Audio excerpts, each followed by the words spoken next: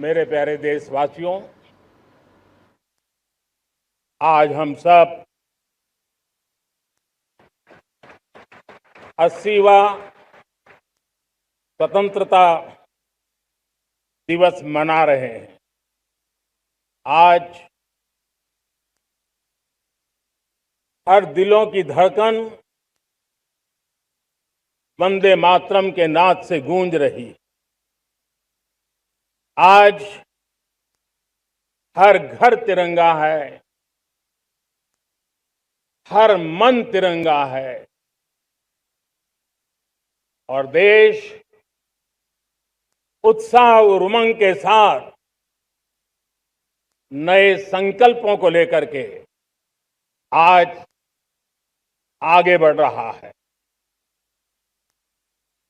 आप सबको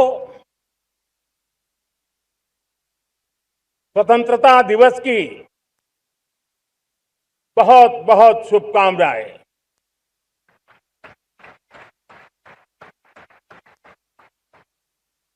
देश आज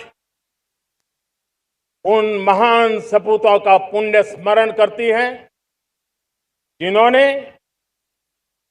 देश की आजादी के लिए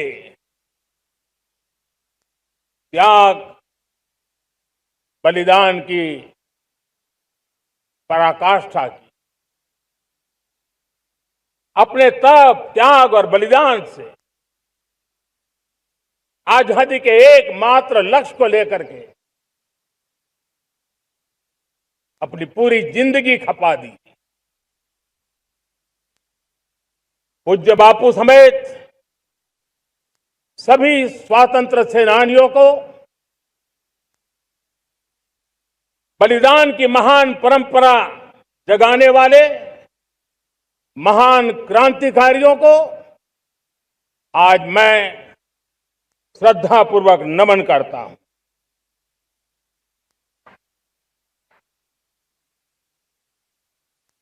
आज जो इस समारोह में उपस्थित है उन सब के लिए आज एक ऐतिहासिक पल भी है।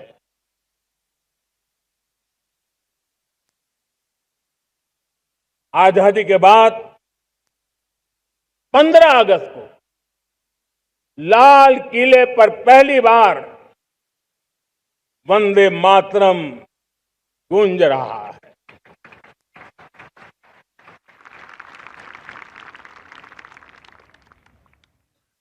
आज जब हम देश के लोग वंदे मातरम के 150 वर्ष मना रहे हैं तो इससे बड़ा उत्तम अवसर क्या हो सकता है।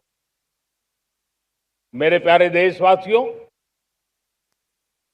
पिछले दिनों देश के कुछ हिस्सों में बाढ़ का प्रकोप रहा, भूस्खलन का प्रकोप रहा, अनेक परिवार प्रभावित हुए। उनके दुख दर्द को हम भली भांति अनुभव करते हैं।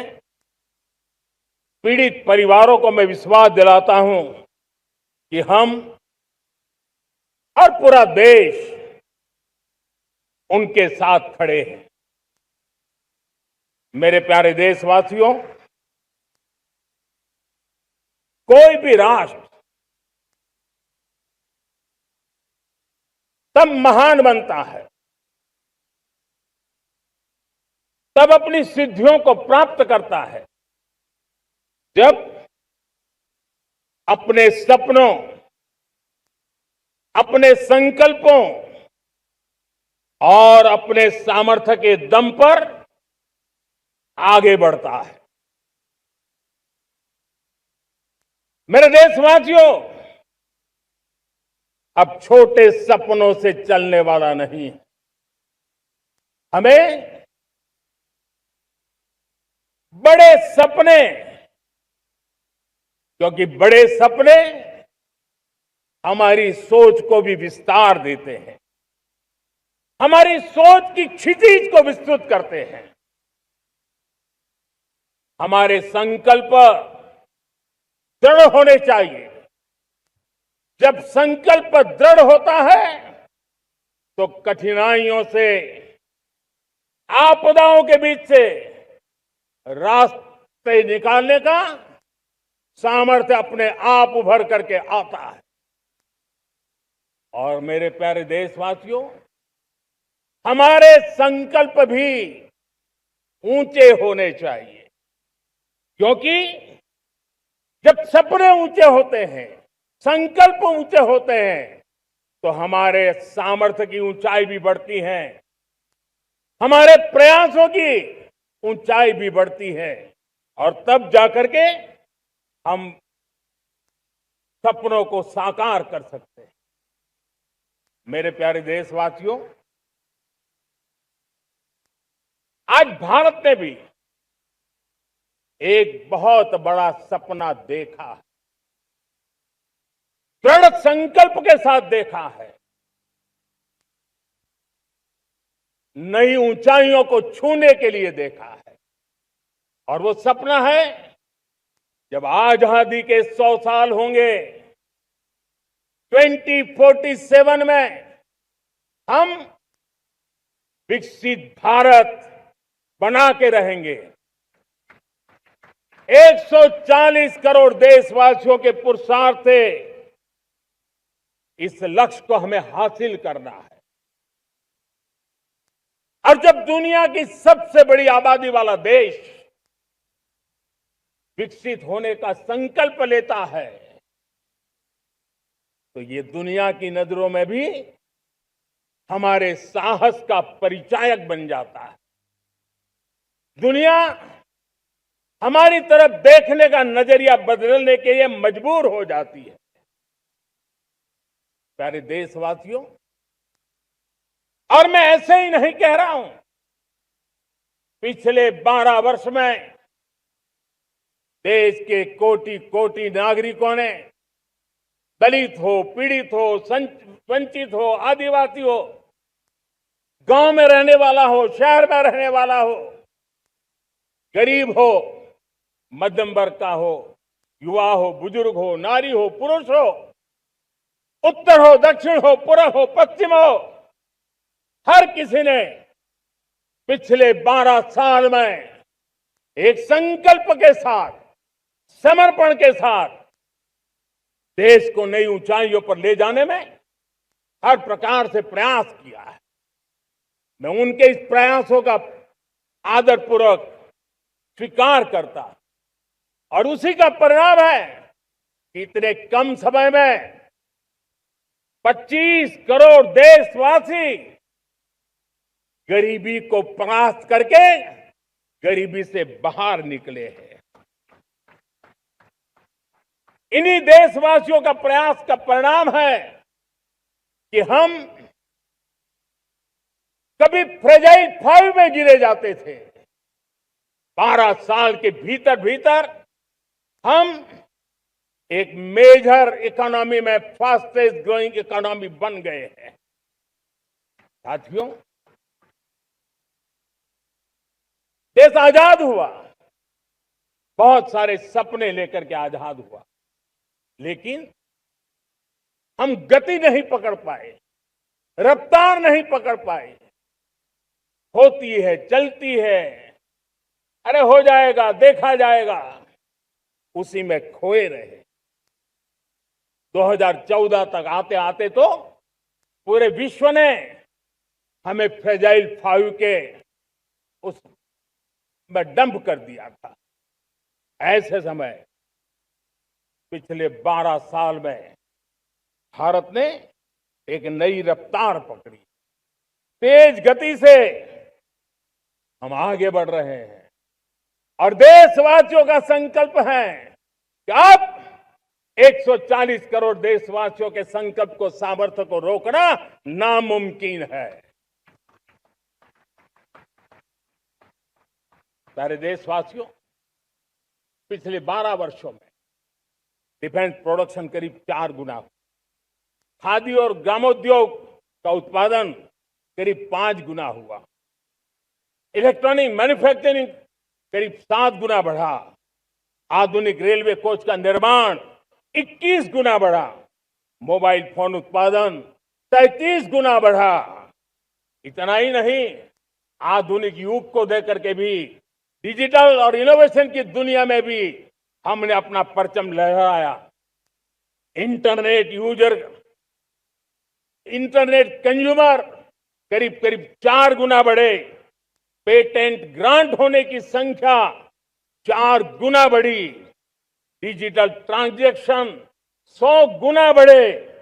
सामान्य मानवीय की सुविधाओं की तरफ भी हमने उतना ही गंभीरता से काम किया। हर साल औसतन 15 गुना ज्यादा तेजी से हमने नल से जल कनेक्शन दिए। हर साल औसतन 6 गुनी ज्यादा रफ्तार से लोगों को गैस कनेक्शन दिए। हर साल 4 गुनी रफ्तार से गरीबों के लिए टॉयलेट बनाने का काम किया। हर साल 3 गुना ज्यादा तेजी से गरीबों को घर देने का काम किया। देश ने गवर्नेंस में भी बहुत बदलाव लाया। हजारों की संख्या में कंप्लायंसेस खत्म किए। सैकड़ों की तादाद में पुराने कानून खत्म किए। पिछली शताब्दी के कानूनों से 21वीं शताब्दी की मार्च नहीं हो सकती। हमने आधुनिक इंफ्रास्ट्रक्चर के लिए मेट्रो का विस्तार किया। हमने पब्लिक ट्रांसपोर्ट को ताकत दी। जिस स्पीड से काम, जिस स्केल पर काम किया, ये सब, ये रफ्तार, ये विस्तार, ये अचीवमेंट आजादी के बाद पहली बार पिछले 1 दशक ने देखा है। और जब इतनी सारी सिद्धियां हमारे सामने हो, इतनी तेज गति दिखाई देती हो, देशवासियों का सामर्थ्य पल पल प्रकट होता है, तब तो 2047 में विकसित भारत बनने का संकल्प कभी भी अधूरा नहीं रह सकता है। ये सारे आंकड़े इस बात की गवाही देते हैं कि हम आगे बढ़ने वाले हैं, मेरे प्यारे देशवासियों। लेकिन उसके लिए आत्मविश्वास की जरूरत होती है, आत्मगौरव की जरूरत होती है, और साथ साथ आत्मनिर्भर भारत होना भी बहुत जरूरी होता है। और इसलिए बीते वर्षों में हमारा कन्विक्शन रहा है कि भारत को हमें अब दूसरे देशों पर निर्भर रह करके नहीं जीना चाहिए। हमें आत्मनिर्भर बनना चाहिए। दुनिया में बहुत कुछ मिलता है, सस्ता मिलता है, जल्दी मिल सकता है, लेकिन उससे हमारा सामर्थ्य तैयार नहीं होता, न हमारे सामर्थ्य की कसौटी होती है। और इसलिए हमें भी अपनी क्षमताओं को बढ़ाना है। अपने हितों की सुरक्षा हमें खुद को करनी है। और इसलिए आत्मनिर्भर भारत का संकल्प बहुत दृढ़ता के साथ हम लेकर के आगे बढ़ रहे हैं। मेक इन इंडिया, स्वदेशी, वोकल फॉर लोकल, इन सारे क्षेत्रों में आज हर भारतीय का मन जुड़ रहा है। मेरे प्यारे देशवासियों, मैं आपको एक उदाहरण देता हूं सेमीकंडक्टर का। देश आजाद होने के बाद विश्व में तो सेमीकंडक्टर की चर्चा हो चुकी थी, हमारे यहां भी बातें होती थी, लेकिन सेमीकंडक्टर का कोई बड़ा प्लान हम आगे नहीं बढ़ा पाए। और आज स्थिति क्या है? आज की डिजिटल दुनिया में, आज की टेक्नोलॉजी में चिप का महात्म्य हम समझते हैं। कोई भी इलेक्ट्रॉनिक गुड्स होगा, हमारे मेडिकल इक्विपमेंट होंगे, हमारे ट्रांसपोर्ट के रास्ते होंगे, हर किसी में चिप अनिवार्य है। और इस चिप के बिना दुनिया थम जाए ऐसी स्थिति पैदा हो। और इसलिए भारत ने आत्मनिर्भर होने की दिशा में अपना सेमीकंडक्टर प्लांट, बड़ा सेमीकंडक्टर प्लांट, 3 सेमीकंडक्टर प्लांट शुरू हो चुके हैं और मुझे बताया गया है कि वहां जो प्रोडक्शन हो रहा है वो एक्सपोर्ट होना शुरू हो चुका है। और मैं देशवासियों को कहना चाहता हूं, आने वाले 7-8 वर्ष में और 5, 7 या 8 सेमीकंडक्टर प्लांट बहुत ही जल्द शुरू होने वाले। ये आत्मनिर्भर भारत हमें विकसित भारत की दिशा में जाने का महामार्ग देती। मेरे प्यारे देशवासियों, वैसे ही एक चर्चा क्रिटिकल मिनरल की हो रही है। पूरी टेक्नोलॉजी क्रिटिकल मिनरल पर निर्भर है। भारत इसमें भी अपने आप को सुरक्षित करने में जुटा हुआ है। क्रिटिकल मिनरल का लक्ष्य साझा किया जाए। नेशनल क्रिटिकल मिनरल ये हमने लॉन्च किया। बजट में क्रिटिकल मिनरल कॉरिडोर की हमने घोषणा की है। कई देशों के साथ एग्रीमेंट हो रहे हैं। विश्व के कई देश अब इस क्रिटिकल मिनरल के विषय में भारत के पर भरोसा करने लगे हैं।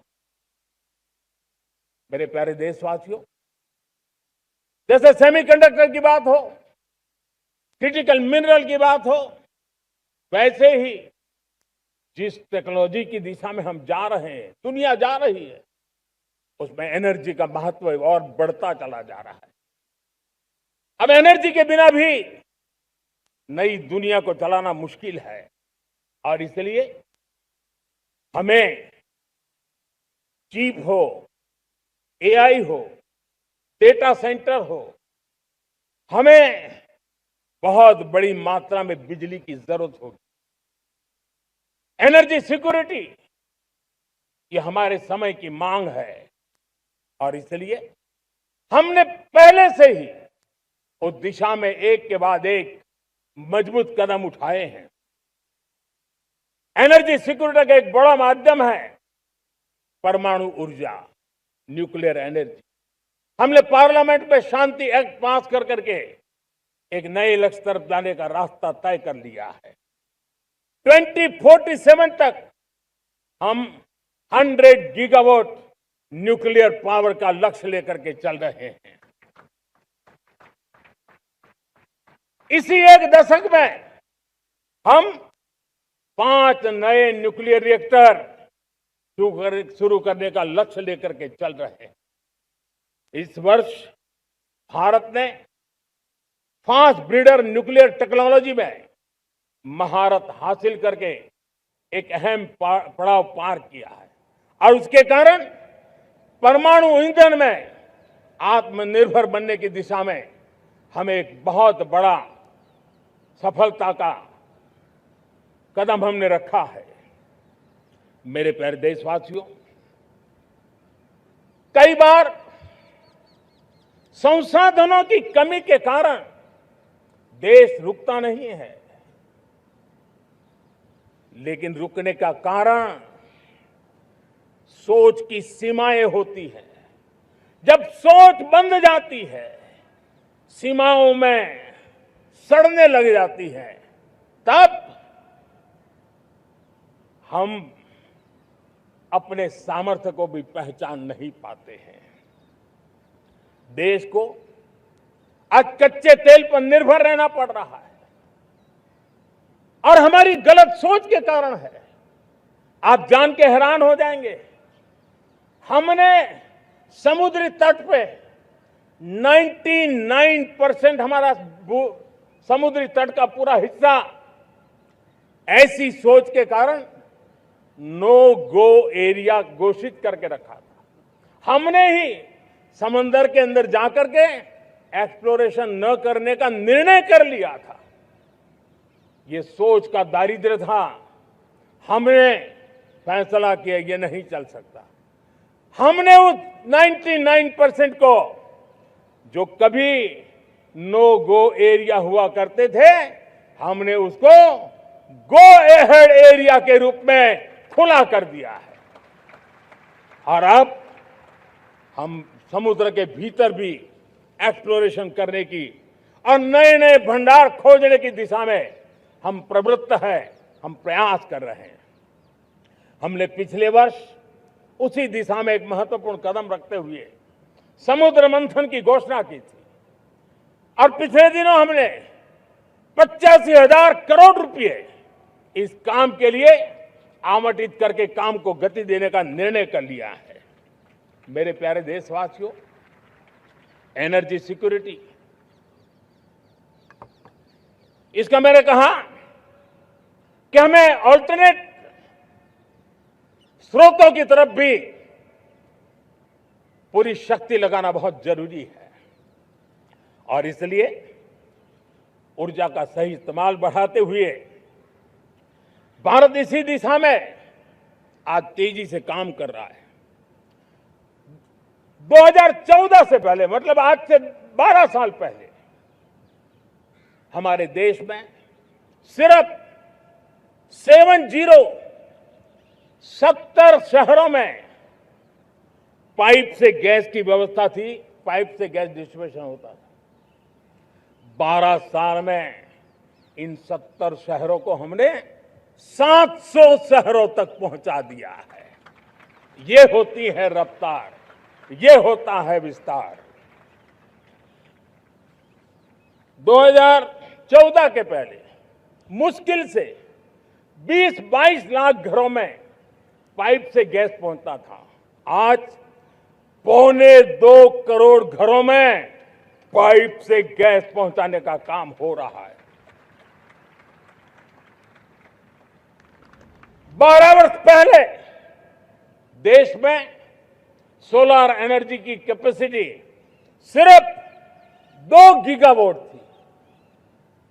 2 गीगावाट, आज 160 गीगावाट हमने प्राप्त किया है लक्ष्य। मेरे प्यारे देशवासियों, मैं एक और जानकारी देता हूं। हमने इसका लाभ देश के मध्यम वर्ग को, सामान्य परिवार को मिले, इस तरफ भी उतना ही ध्यान केंद्रित किया। हमने पीएम सूर्यघर मुफ्त बिजली योजना चालू की और आज मुझे संतोष है कि इतने कम समय में 50 लाख घरों का सोलर एनर्जी का काम हम आंकड़ा पार कर चुके हैं। तेजी से चल रहा है और इसके कारण हजारों घरों का बिजली बिल 0 हो गया है। हजारों घर अपनी बिजली का उपयोग करने से अतिरिक्त बिजली आज बेच करके कमाई कर रहे हैं। हर परिवार को हम इस काम के लिए 80,000 रुपया सरकार की तरफ से एक एक परिवार को मदद दी जा रही है, तब जाकर के हम इस काम को पूरा कर रहे हैं।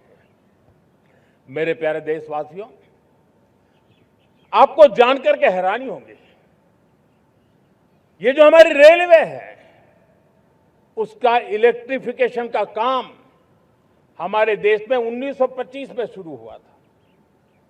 1925 में इलेक्ट्रिफिकेशन का काम शुरू हुआ, लेकिन 90 साल में 1925 से लेकर के 90 साल में सिर्फ 30% रेल का इलेक्ट्रिफिकेशन हुआ था।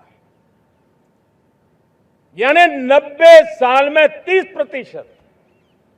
हमारी रफ्तार देखिए, लक्ष्य को पाने के लिए हमारी दौड़ देख लीजिए। हमने एक दशक के अंदर 100% काम पूरा कर दिया। 90 साल में 30%, 10 साल में 70%, ये होता है काम। और इसके कारण डीजल जो हमें बाहर से लाना पड़ता है उसकी बचत हुई, बिजली से हमारी ट्रेनें चली, पर्यावरण को फायदा होने लगा। मेरे प्यारे देशवासियों, हम यहां से नहीं रुके हैं, हम दुनिया के अंदर पीछे रहना नहीं चाहते। पिछले दिनों आपने खबर सुनी होगी, भारत ने ईंधन का नया क्षेत्र को भी छू लिया है। देश ने पहली हाइड्रोजन से चलने वाली ट्रेन शुरू कर दी है और मुझे खुशी है, ये सबसे लंबी ट्रेन है और सबसे ताकतवर ट्रेन है और दुनिया में हाइड्रोजन ट्रेन के क्षेत्र में भी भारत ने अपना झंडा गाड़ दिया है। प्यारे देशवासियों, पिछले 10-12 साल हम लगातार 2047 के लक्ष्य को पाने के लिए दौड़ रहे हैं, एक के बाद एक सोपान सिद्ध कर रहे हैं। हमने सोचा भी नहीं था कि हमें इसमें भी कुछ मुसीबतों का झेलना पड़ेगा। पिछले 10-12 वर्ष में कितने संकटों का सामना करना पड़ा। कोरोना जैसी वैश्विक महामारी ने पूरी दुनिया को चिंता में डाल दिया था, सारी व्यवस्थाएं चरमरा गई थी। कोरोना से बाहर निकले, युद्ध की विभीषा की खबरें आने लगी, कहीं यूक्रेन तो कहीं पश्चिम एशिया, हर जगह पे तनाव का माहौल। और पता नहीं भविष्यवेत्ताओं ने तो न जाने क्या क्या घोषणाएं कर दी थी। देश को डराना, देश को भयभीत रखना, देश को चिंतित रखना, इसी में कुछ लोगों को आनंद आता है। वैक्सीन नहीं मिलेगी, कोविड में लोग बचेंगे नहीं, कुछ भी नहीं होने वाला। वेस्ट एशिया का क्राइसिस आया, पेट्रोल पंप पे पेट्रोल नहीं मिलेगा, गैस नहीं मिलेगा, डीजल नहीं मिलेगा, फर्टिलाइजर नहीं मिलेगा। सारी दुनिया भर की अफवाहें फैला करके भारत के लोगों को भयभीत करने का, डराने का, चिंता के अंदर डुबो देने का कुछ लोगों को आनंद आ रहा था। लेकिन देश ने देख लिया कि पिछले 10-12 साल की सुविचारित योजनाएं रंग ला रही है और हम इतने बड़े संकट के बावजूद भी नागरिक देवो भव के मंत्र को लेकर के जीते हुए भारत ने जो तैयारियां की थी, एक के बाद एक कदम उठाया था। सोचा नहीं था कि संकट आएगा, लेकिन उस संकट के समय में ये सारी चीजें काम आ गई और आज देश में गैस भी है, पेट्रोल भी है, यूरिया भी है। हम अपनी ताकत के ऊपर खड़े हो रहे, चल रहे। मेरे प्यारे देशवासियों, दुनिया के इन संकटों का प्रभाव हर किसी पर हुआ, हम भी अछूते नहीं।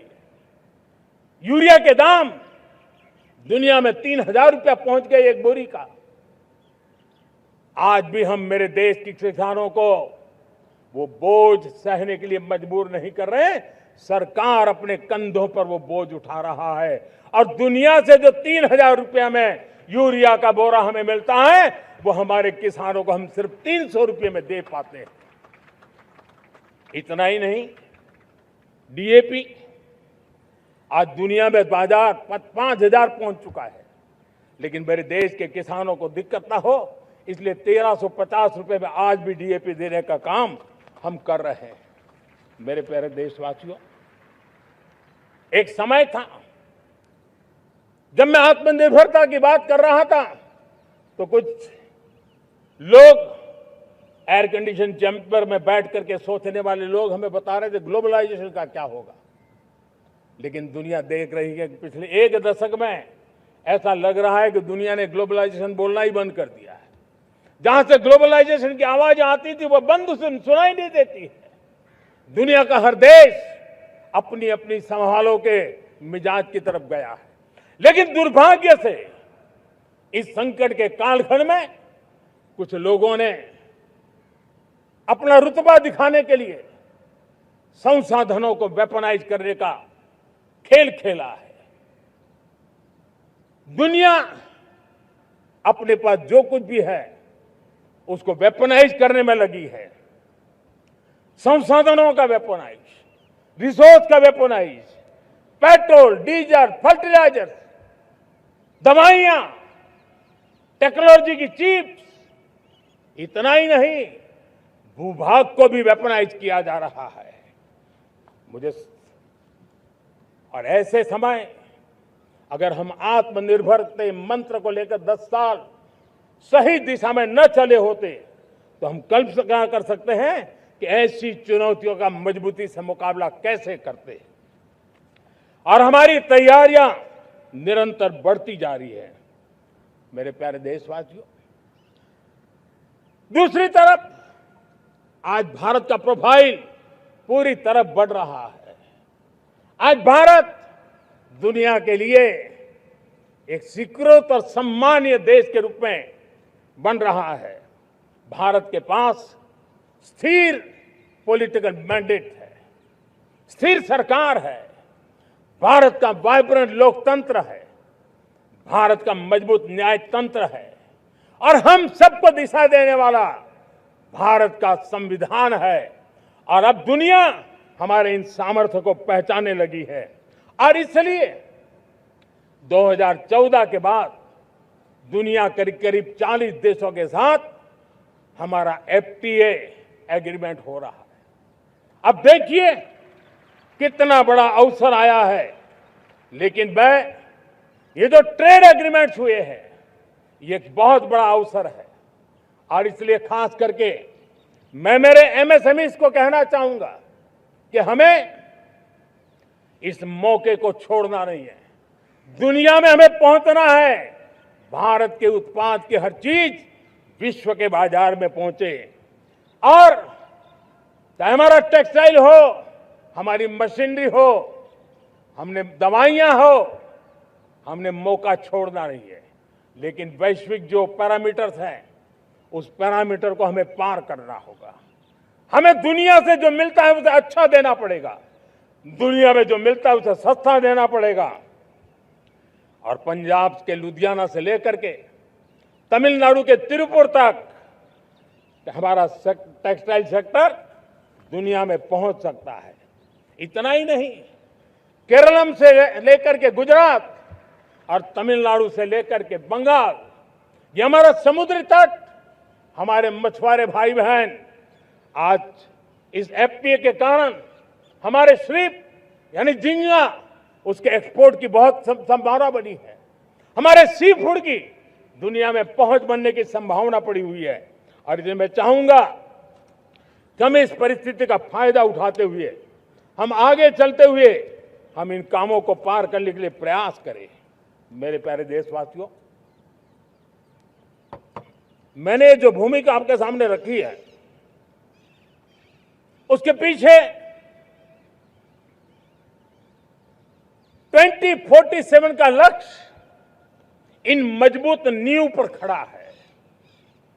2047 विकसित भारत का लक्ष्य हमने पिछले 10-12 साल में देशवासियों ने जो सामर्थ्य दिखाया है उस सामर्थ्य का हिस्सा है।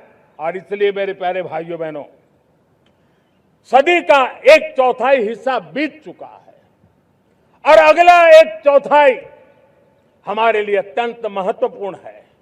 अब हम रुक नहीं सकते हैं, हमारी गति नहीं रुक सकती है, हमारी दिशा तय हो चुकी है, हमें प्राप्त करके रहना है।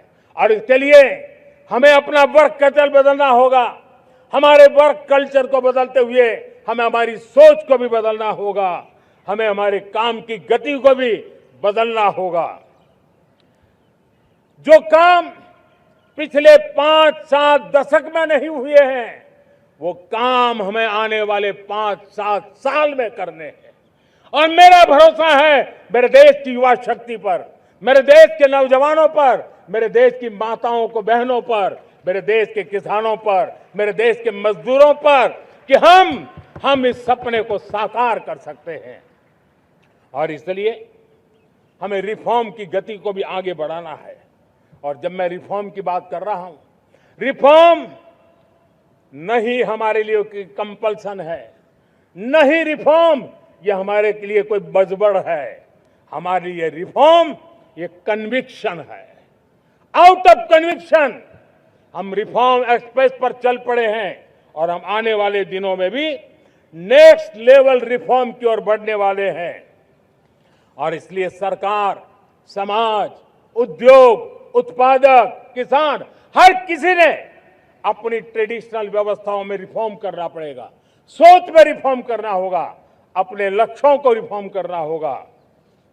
और इसलिए मेरे प्यारे देशवासियों, हमें एक निश्चित दिशा में को लेकर के चलना होगा। मैं आज उस युग को भी याद करना चाहूंगा जब देश भारत का सामर्थ्य सप्त सिंधु के रूप में हम जानते थे, हम समझते थे, हम सुनते थे। अब विकसित भारत बनाने के लिए हमें नई धारा चाहिए।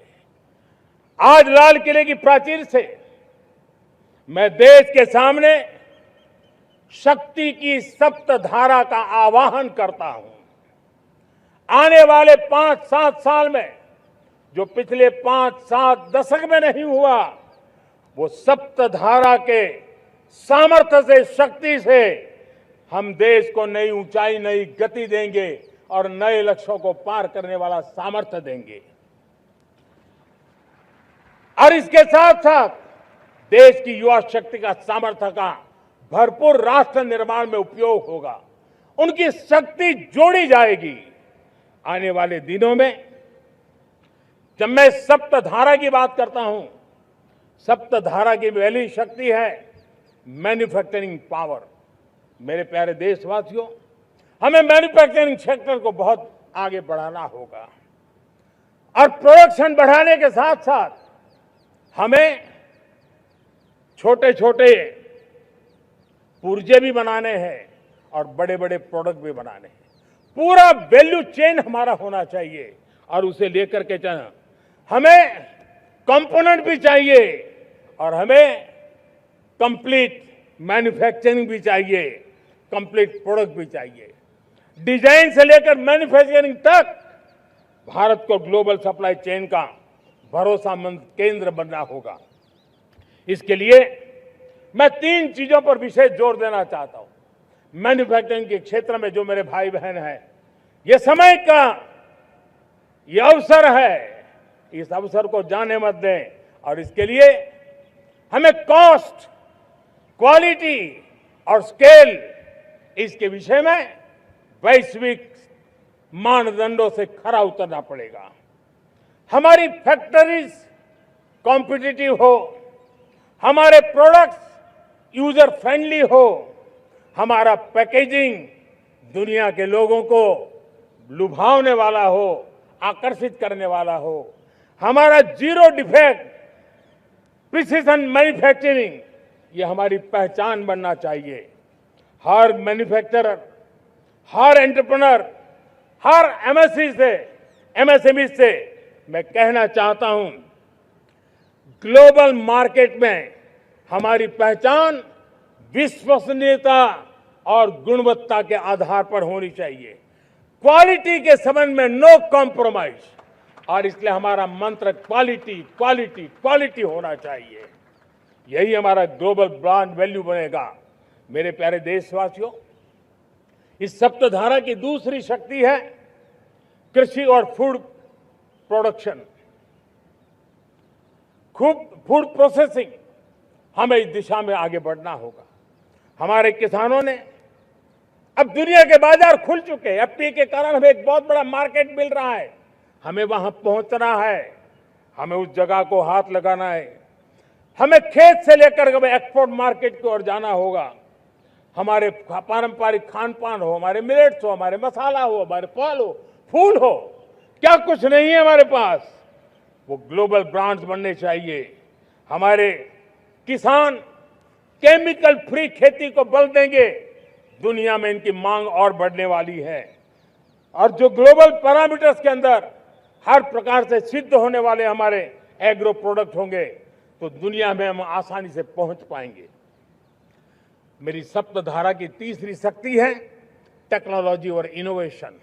मेरे प्यारे देशवासियों, आज जमाना एआई का है, क्वांटम का है, स्पेस का है, रोबोटिक्स का है, डेटा सेंटर्स का है। पूरी तरह एक नया क्षेत्र खुल चुका है और इमर्जिंग टेक्नोलॉजी ये भी हर पल हमें चुनौती दे रही है। और इसलिए देश को दुनिया के लिए मार्केट नहीं बना देना, हमें इनोवेशन का हब बनना है। हमने यूपीआई और डिजिटल पब्लिक इंफ्रास्ट्रक्चर में लोहा मनवा लिया है, हमारी ताकत का परिचय करवा दिया है। अब भारत को डिजिटल पब्लिक टेक्नोलॉजीज उसको भी दुनिया के कोने कोने तक पहुंचाना है। भारत को नेक्स्ट जनरेशन कम्युनिकेशन टेक्नोलॉजी में लीड करना है। मेड इन इंडिया 6G हर कोने में पहुंचे, ये हमारा लक्ष्य होना चाहिए और हमें उसमें तेजी करनी चाहिए और इसके लिए हमारा प्रयास कम नहीं होना चाहिए। सप्तधारा की चौथी शक्ति है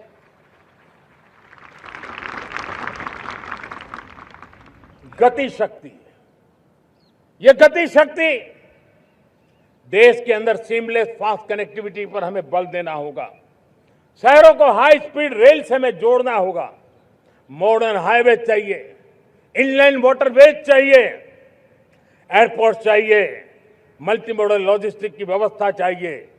हमें पोर्ट्स को सिर्फ सामान उतारना चढ़ाने की जगह नहीं, दुनिया के शिप्स आकर के लंगर हो जाए इतना नहीं, हमें हमारे पोर्ट्स को पोर्ट लेड डेवलपमेंट ग्रोथ की दिशा में हमें आगे बढ़ना होगा। हमारी पांचवी शक्ति है सप्तधारा की, वो है रक्षा शक्ति। और ये रक्षा शक्ति का महत्व हर प्रकार से है। मेरे प्यारे देशवासियों, डिफेंस में आत्मनिर्भर होना अब भारत ने अनुभव कर लिया, दुनिया ने अनुभव कर लिया है, इसके बिना कोई चारा नहीं है। विश्व जब अपनी अपनी ही सोच रहा है, तब भारत विश्व के लिए बाजार बन करके नहीं रह सकता है। हमें डिफेंस के क्षेत्र में आत्मनिर्भर होना होगा। Next generation defence technology develop करके हमें ग्लोबल सप्लायर बनने की दिशा में हमें लक्ष्य लेकर के चलना है।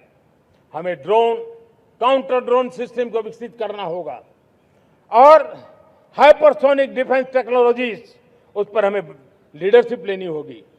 साथियों, साइबर सुरक्षा भी आज हर घर के लिए एक समस्या बन रही है।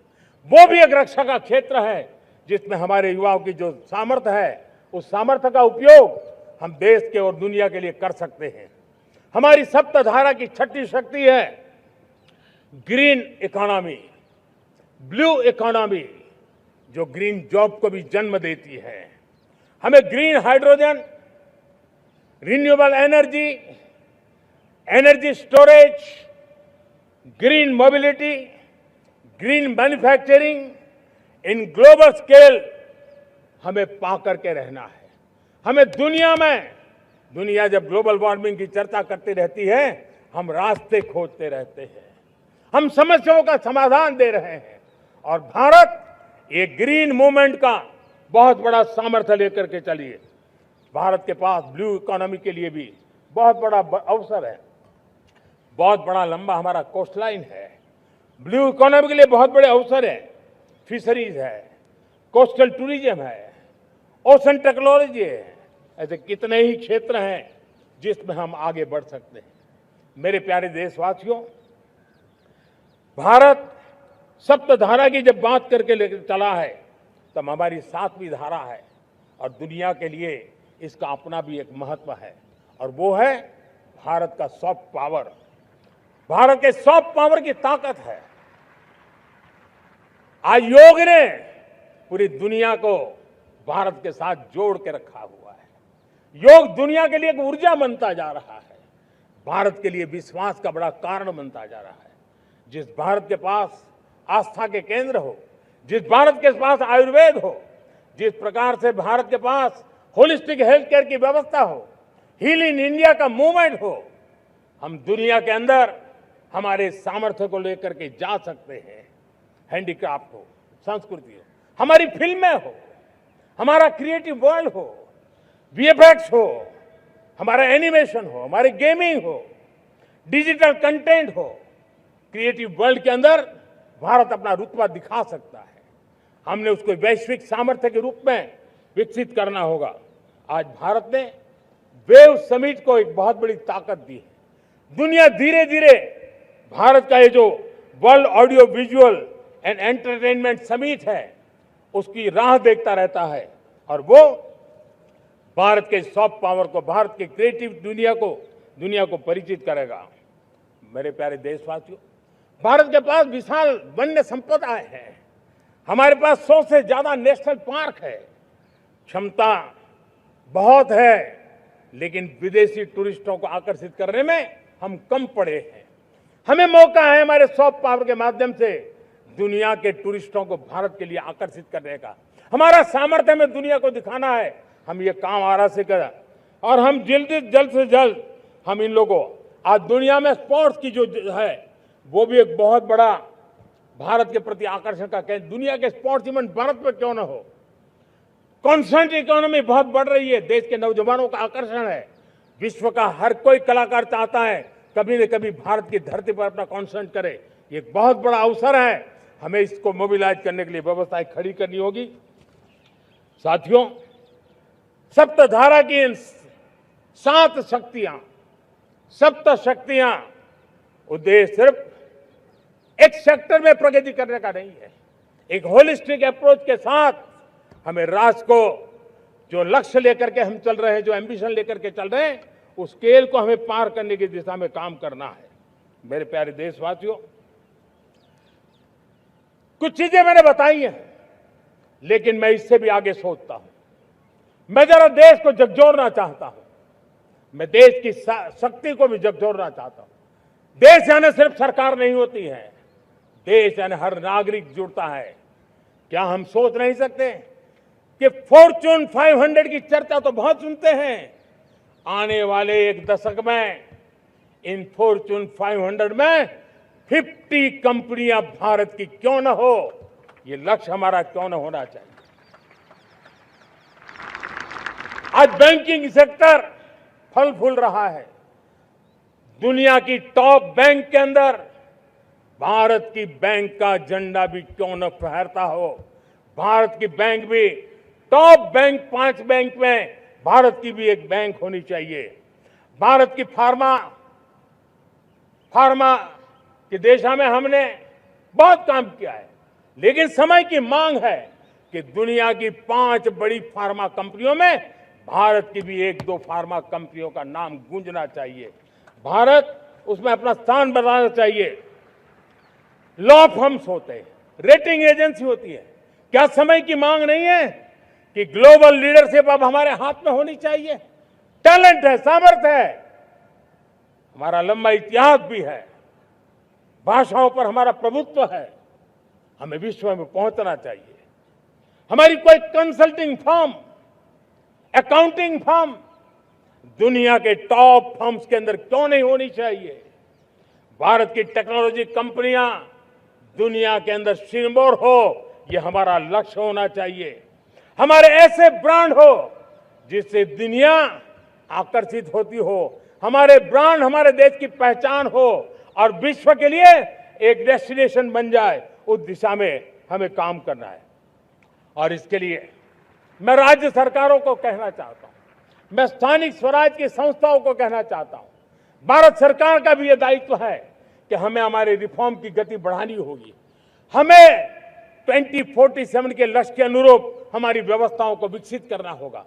हमें बीते हुए काल के नीति नियमों से नहीं चल सकते, हमें आने वाले सपनों के हिसाब से नीति नियमों को गढ़ना होगा। और इसको अगर हम करेंगे तो मुझे पूरा विश्वास है और मैं देशवासियों को भरोसा देता हूं, इसी रास्ते मेहनत में कोई कमी न करते हुए हम विकसित भारत का सपना पार करके रहेंगे। हमें सबको मिलकर के चलना है। केंद्र सरकार हो, राज्य सरकार हो, इंडस्ट्री हो, हम सब ने मिलकर के आगे बढ़ना है। हमें रिफॉर्म्स करते रहना है, रिफॉर्म्स को आगे बढ़ाते रहना है। और मैंने पहले भी कहा था, हम रिफॉर्म कंपल्सन से नहीं, कन्विक्शन से कर रहे हैं, लक्ष्य को प्राप्त करने के लिए कर रहे हैं। मेरे प्यारे देशवासियों, जब मैं विकसित भारत की बात कर रहा हूं, देश को तेज गति से आगे बढ़ाने की बात कर रहा हूं, उसका सबसे बड़ा लाभार्थी कौन है? इन सारे प्रयासों का सबसे बड़ा साधक कौन है? अगर साधक है तो मेरे देश का युवा है, मेरे देश की युवा शक्ति है। विकसित भारत की यात्रा में युवाओं की बहुत बड़ी भूमिका है। इतना ही नहीं, विकसित भारत का सबसे बड़ा लाभार्थी भी मेरे देश का युवा है। और इसलिए हमें विकसित भारत के लक्ष्य को युवाओं के साथ जोड़ करके आगे बढ़ाना है। युवाओं हमारी सर्वोच्च प्राथमिकता के साथ हमें आगे बढ़ना है। साथियों, पिछले 10-12 साल में उस दिशा में बहुत कुछ हुआ है। स्टार्टअप इंडिया अभियान, आज पूरे देश में 2.5 लाख से ज्यादा रजिस्टर्ड स्टार्टअप बन गए। देश के नौजवान खुद तो काम कर रहे हैं, अनेकों को रोजगार दे रहे हैं। 1 लाख करोड़ रुपया इनोवेशन फंड भारत सरकार ने घोषित किया है। मैं देश को, नौजवानों को कहना चाहता हूं, आप अपने सपनों को लेकर के आइए, संसाधनों की कमी नहीं रहने देंगे। 1 लाख करोड़ रुपया आपके दिल दिमाग को सामर्थ्य देने का एक व्यवस्था हमने कर दी है। रिसर्च के नए अवसर मिले, डिजिटल इंडिया के नए सस्ते डेटा, ये युवाओं को सशक्त किया। दुनिया में सस्ता डेटा कहीं है तो भारत की धरती पर है, और देश के नौजवानों को नई ताकत दी है। स्किल इंडिया हमने नेशनल प्रोग्राम बनाया है। स्पेस सेक्टर को हमने ओपन कर दिया। नेशनल ड्रोन पॉलिसी हमने बनाई है। खेलो इंडिया पॉलिसी बनाई है। 35 वर्षों तक एजुकेशन पॉलिसी नहीं थी, नई एजुकेशन पॉलिसी लेकर के आए हैं, और इसका फायदा मिडिल क्लास के परिवारों को हुआ है। साथियों, 2004 से 14 आंकड़ा मुझे देना चाहिए आपको। 2004 से 14 हमारे देश में 350 से भी कम यूनिवर्सिटी थी, और आज 10-12 साल के भीतर भीतर करीब 650 नई यूनिवर्सिटी जुड़ चुकी है। करीब 1000 का आंकड़ा हम पहुंच रहे हैं। 2014 के पहले मेडिकल की सिर्फ 400 सीटें हुआ करती थी, आज करीब 850 सीटें मेडिकल की हो रही है। इतना ही नहीं, अब विदेशी यूनिवर्सिटी भी भारत की धरती पर आ रही है। भारत के अंदर विदेशी यूनिवर्सिटी की डिग्री मेरे नौजवान को मिले, इसका प्रबंध भी हो चुका है। हमारे देश के युवा मन बचपन से ही टेक्नोलॉजी की तरफ आकर्षित हो, उस दिशा में हम काम कर रहे हैं, और इसलिए हमने करीब 10,000 से अधिक अटल टिंकरिंग लैब छोटे छोटे बच्चों के हवाले कर दी है, ताकि उनका इनोवेशन और टेक्नोलॉजी के अंदर उनका मन बने। 12 वर्ष युवा, हमने अनेक रास्ते खोले। हम स्टार्टअप ओपन कर दिया। आपने देखा होगा, भारत के प्राइवेट स्टार्टअप 28 साल की एवरेज उम्र के बच्चों ने, नौजवानों ने दुनिया में पहले ही ट्रायल में अपना सैटेलाइट लॉन्च कर दिया और रॉकेट लॉन्च कर दिया। उन्होंने बहुत बड़ा काम कर दिया साथियों। आज करीब 2.5 लाख से ज्यादा रजिस्टर्ड स्टार्टअप है। हमने पिछले दिनों एआई इंपैक्ट समिट किया था। एआई का विस्तार बहुत तेजी से बढ़ रहा है। लाल किले से मैं देश के नौजवानों के लिए घोषणा करना चाहता हूं। हमने तय किया है कि आने वाले 1 वर्ष में 1 करोड़ युवाओं को एआई स्किल के लिए ट्रेनिंग देने का हम काम करेंगे, ताकि हमारा देश का नौजवान एआई की दुनिया में भी नेतृत्व करने का सामर्थ्य। मेरे साथियों, बायो इकोनॉमी एक नया क्षेत्र है। एक समय था 2014 के पहले सिर्फ 60,000 करोड़ रुपए का बायो इकोनॉमी का काम होता था।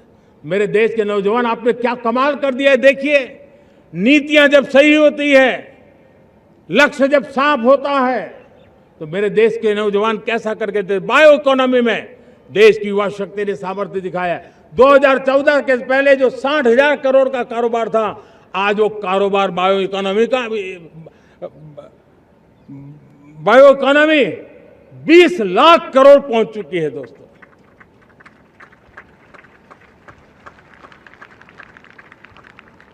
दो 2009-10 का कालखंड था, सिर्फ 25 लाख इलेक्ट्रिक व्हीकल हमारे देश में बिके थे। 1.5 लाख इलेक्ट्रिक व्हीकल बिके थे 2009-10 में। 1.5 लाख इलेक्ट्रिक व्हीकल। इस 25-26 में 25 लाख इलेक्ट्रिक व्हीकल बिके हैं। मेरे प्यारे देशवासियों, एविएशन सेक्टर भी मेरे नौजवानों के लिए बहुत तेजी से आगे बढ़ रहा है। नए एयरपोर्ट, नए रूट, नए नए रोजगार के अवसर बना रहे हैं। मेंटेनेंस, ओवरहॉलिंग, इसके भी कारण देश में बहुत बड़ी मात्रा में स्किल मैन पावर को काम मिल रहा है। मेड इन इंडिया हवाई जहाज बनाने की दिशा में हमने सफलता पाई है।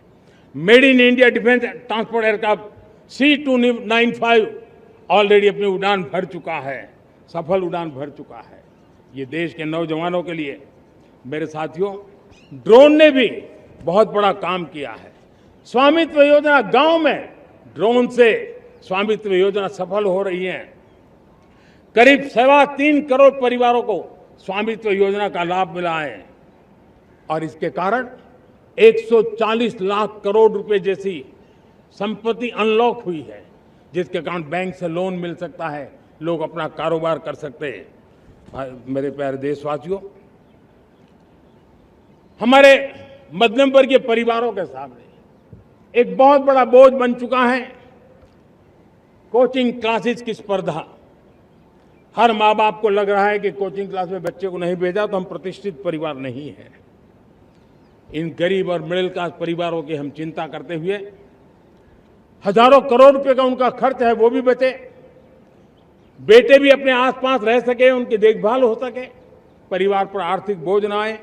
और इसलिए हमने युवाओं के लिए विभिन्न परीक्षाओं की फ्री ऑनलाइन कोचिंग हमने करने का निर्णय किया है। डिजिटल पब्लिक इंफ्रास्ट्रक्चर है, हमारे पास उत्तम टैलेंट है, टीचर्स हैं, उन संसाधनों को जोड़ करके हम देश के नौजवानों को फ्री कोचिंग देने का एक पूरा नेटवर्क हम खड़ा करने वाले हैं। मेरे प्यारे देशवासियों, मैं हमेशा कहता आया हूं, जो खेले वो खिले। जब मैं खेले वो खिले की बात कर रहा हूं, तब मेरे प्यारे देशवासियों, आज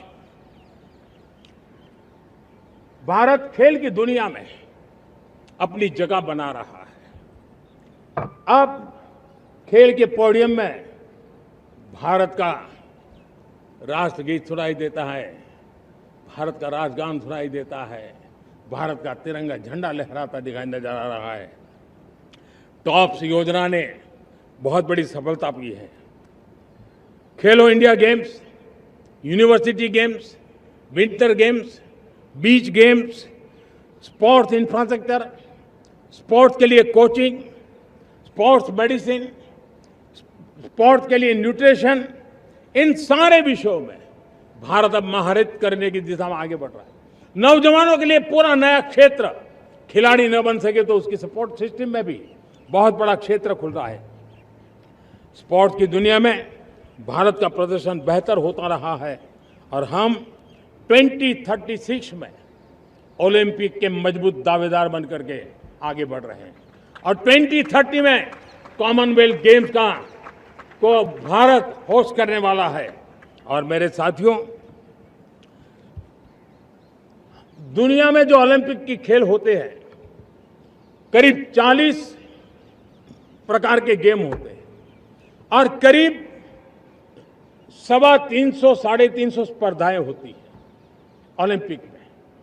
और आपको जानकर के दुख होगा मेरे देशवासियों, मेरे नौजवानों, मैं आपको चुनौती देता हूं, मैं आह्वान करता हूं, मैं आपकी मदद चाहता हूं।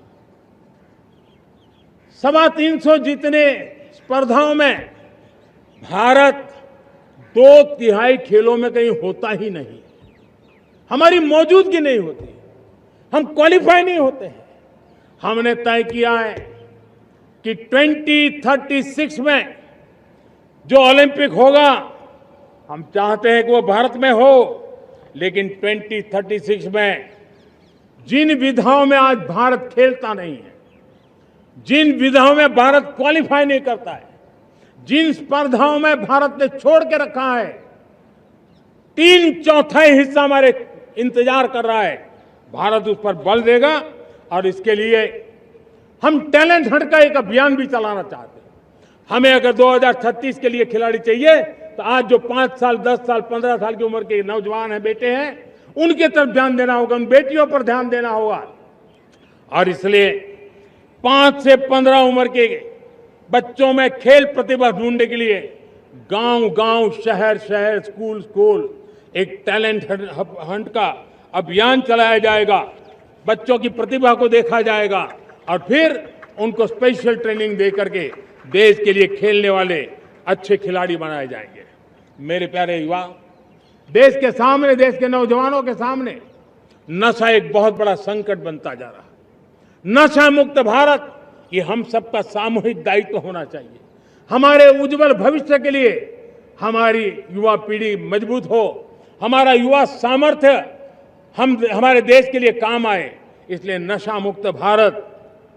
पिछले दिनों माय भारत के वॉलंटियर्स ने, देश के एनजीओ ने, देश के सामाजिक सांस्कृतिक संगठनों ने, देश के आध्यात्मिक पुरुषों ने मिलकर के नशा मुक्त भारत का 100 सप्ताह का एक कार्यक्रम तय किया है। 100 सप्ताह तक एक अभियान चलने वाला है। मैं हर परिवार को कहना चाहता हूं कि आप भी इस अभियान का हिस्सा बने, आप इसके साथ जुड़िए और देश के नशा मुक्त भारत के सपने को पूरा करने के लिए आप आगे आइए। मेरे प्यारे देशवासियों, 21वीं सदी में दशकों पुरानी जो चुनौतियां हैं, उन चुनौतियों को खत्म करना बहुत अनिवार्य है। नक्सलवाद, माओवाद लाखों युवाओं के भविष्य को तबाह कर दिया। अनेक माताओं के दूधमल नौजवानों को छीन लिया, बर्बाद कर दिया। हर मां बाप के सपनों को चूर चूर कर दिया। इस नक्सलवाद ने 4 दशक तक हिंदुस्तान के बहुत बड़े हिस्से को, बहुत बड़ी आबादी को दबोच करके रखा था, बंदूक के नोक पर दबोच करके रखा था, संविधान की धज्जियां उड़ा दी थी और देश के सामान्य नागरिकों की रक्षा में 3,500 से ज्यादा हमारी पुलिस के, सुरक्षा बल के जवान शहीद हो गए। युद्ध के अंदर जितने सैनिक मरते हैं, उससे ज्यादा हमारे पुलिस जवानों को जान की बाजी लगानी पड़ी ताकि देश के सामान्य मानवी को सुरक्षा मिले। ये नक्सलवाद ने धरती को लहूलुहान कर दिया था। 2014 में आपने जब हमें मौका दिया, उसी दिन हमने संकल्प लिया था कि हम देश को नक्सलवाद से मुक्त करेंगे। और आज मुझे खुशी है कि नक्सली माओवादी हिंसा आखिरी सांस भी शायद रहने की अब तो ताकत नहीं रही है। पूरी तरह उसे खत्म करने की दिशा में जहां पर कभी नक्सलवादियों की गोलियां चलती थी, जहां पर कभी धरती रक्त रंजित रहा करती थी, आज उसी नक्सल क्षेत्रों में, उसी इलाकों में नक्सल मुक्त होने के कारण विकास, विश्वास और प्रयास का तिरंगा लहरा रहा है। मेरे प्यारे देशवासियों, लेकिन इस चुनौती को हमने कम नहीं आंकना है।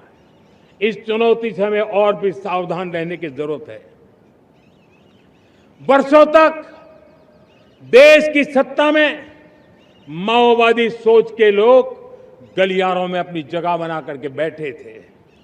सरकारी कमेटियों में सलाहकार के रूप में भी ये माओवादी सोच ने नीतियों को प्रभावित किया था। मेरे प्यारे देशवासियों, जंगलों में हमें हथियारी नक्सलों का खात्मा बुलाने में, उस संकट से देश को मुक्त कराने में सफलता मिली है। लेकिन हथियारी नक्सल तो गए, लेकिन दिमागी नक्सल, ये दिमागी नक्सल मौके की तलाश में है।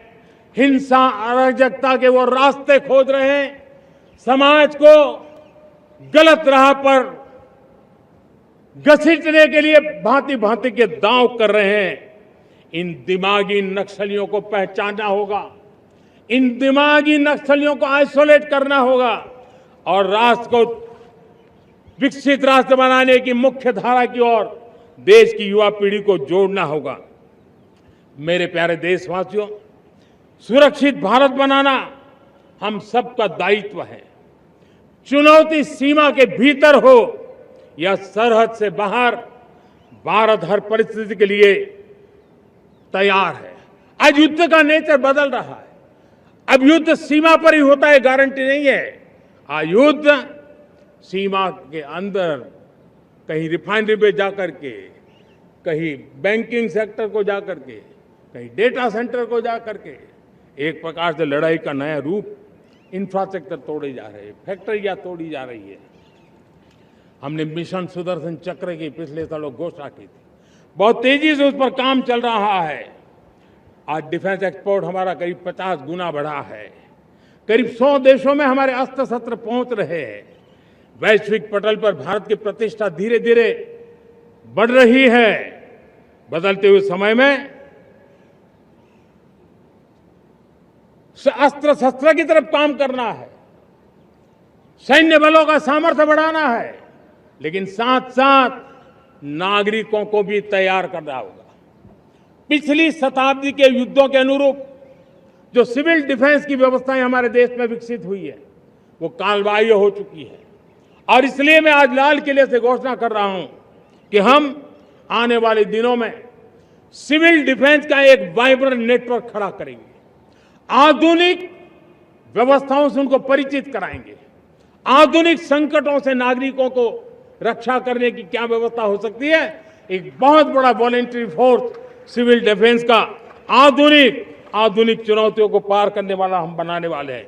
मेरे प्यारे देशवासियों, राष्ट्र के निर्माण में आज हमारी बहनों बेटियों का योगदान हम सब के लिए बहुत बड़ा प्रेरणा का कारण बना हुआ है।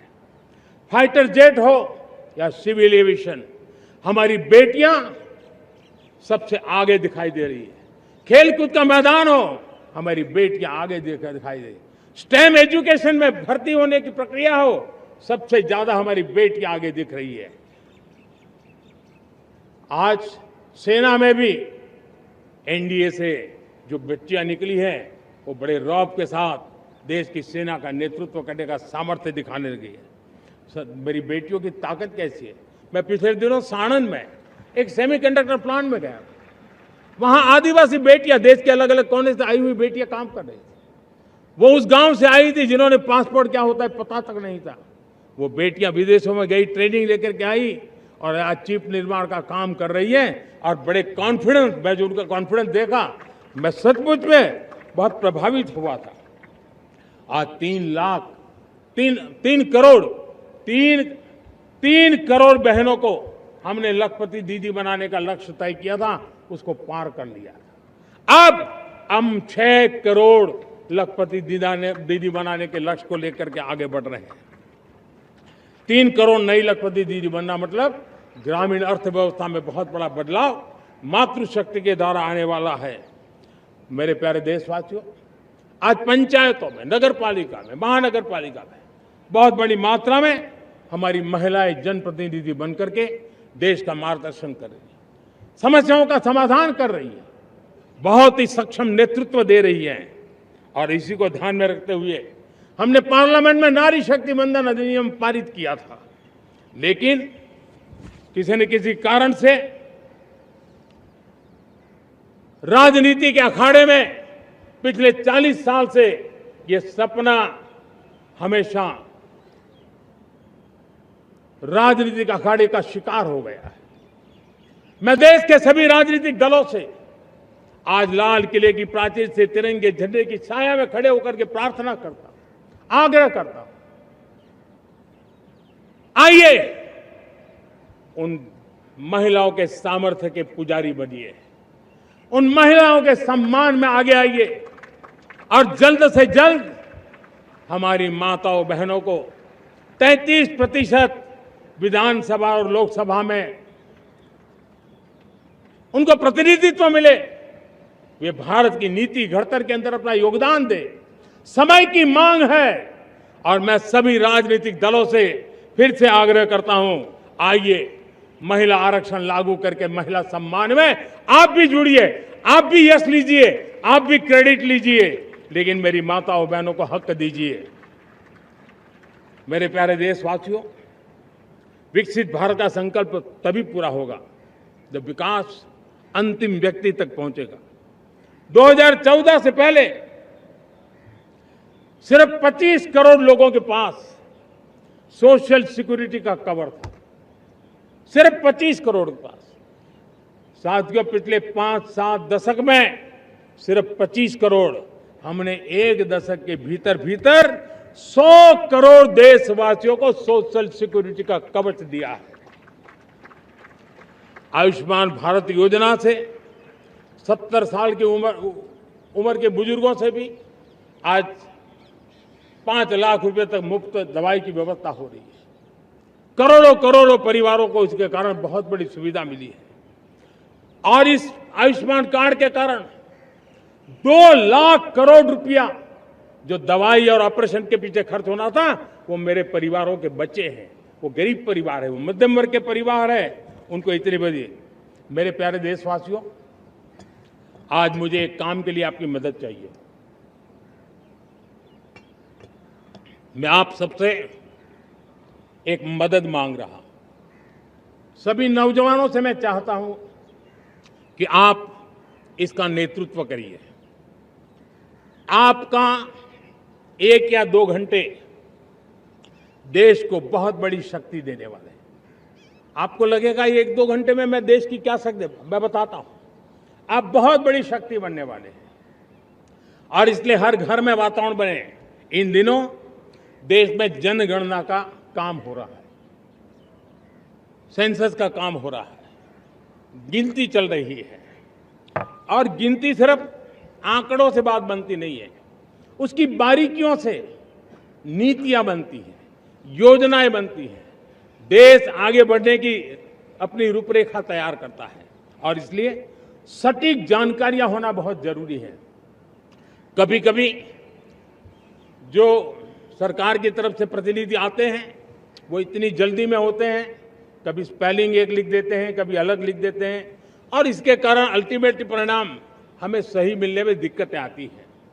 अब जब टेक्नोलॉजी अवेलेबल है और इस बार निर्णय किया है, आप स्वयं भी जनगणना में अपनी जानकारियां अपने मोबाइल फोन से भर करके दे सकते हैं।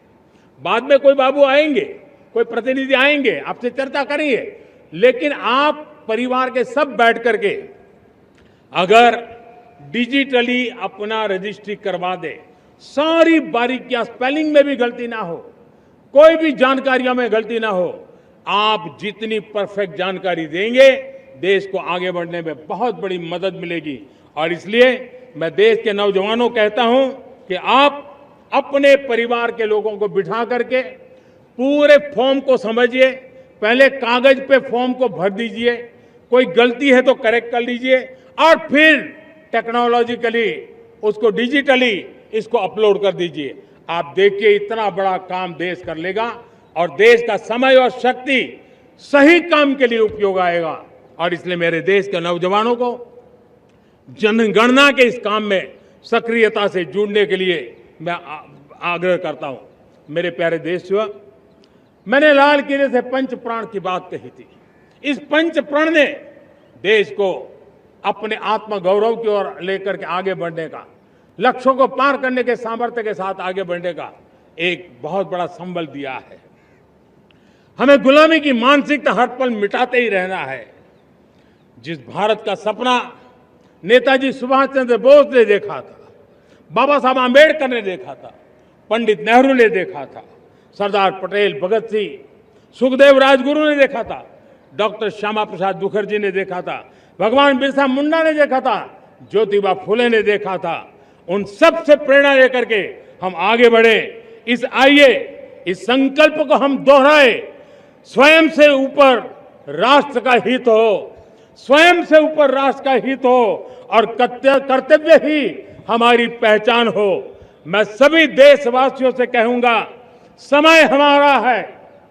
मैं सभी देशवासियों से कहूंगा, समय हमारा है, अवसर हमारा है, संकल्प हमारा है। आइए सपनों को संकल्प बनाए, संकल्प को सामर्थ्य बनाए और सामर्थ्य को सफलता में बदल के रहें।